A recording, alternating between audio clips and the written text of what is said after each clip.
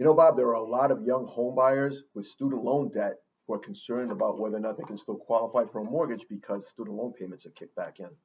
And you know something, Rick? Let's talk about that.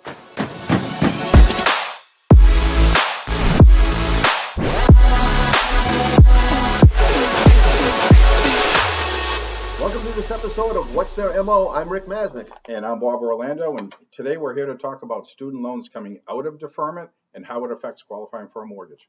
Yeah, first of all, anybody that got a mortgage, obtained a mortgage over the last few years, and their student loans were in deferment, what we were actually doing was we were calculating a payment so that when you qualified for the mortgage, your debt to income ratio counted student loan payments, and therefore, when the student loans kicked in, your budget should be easy to digest, and you shouldn't have any kind of a payment shock. So you're welcome. Yeah.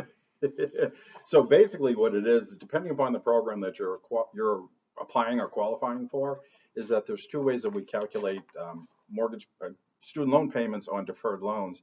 Is typically we'll take 0.5% or 1% of the total loan balance and count that towards your qualifying.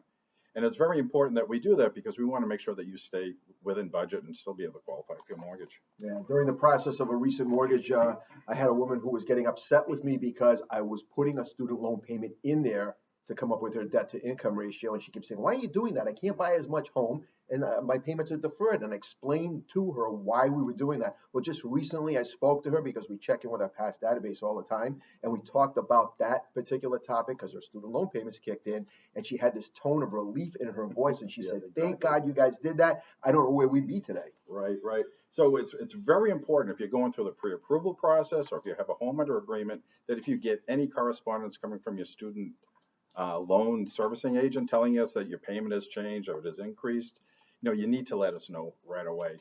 Yeah. The reason we want to do that is because we're 3 days before closing, we're going to do something called a credit refresh. We talked about how, in the last episode, we talked about how lenders pull something called a residential mortgage credit report. Well, the credit bureaus, TransUnion, Experian, and Equifax, are all expecting us to refresh the credit reports, not a repo. But we just want to double check and make sure that your score hasn't dipped, you stayed on top of your payments, you haven't incurred any new debt. And if you did have your student loan payments kicked back in, and we had a credit report with deferred payments, and now we get surprised by bigger payments than we were expecting, that could create a problem for your pre-qualification. Right. And also what we're finding with some clients that if the new mortgage payment and say the new student loan payment is going to be a little bit too much for you, whether it's after closing or prior to closing, there is a program that is offered that's called an income-based repayment plan. But remember, that's something that you have to ask your servicer for. It's nothing that they're going to initially offer. Yeah, there's actually a series on Netflix called Money Explained, and one of the episodes talks about student loans, and it talks about the income-based repayment plan. So if you have the opportunity, check that out. Now, if you found this information useful, please like, share, and subscribe to our channel. If you know someone else that this information could benefit, please pass the video on to them. But in the meantime, that concludes this episode of What's Their MO? I'm Rick Masnick. And I'm Bob Orlando, and we'll see you next time.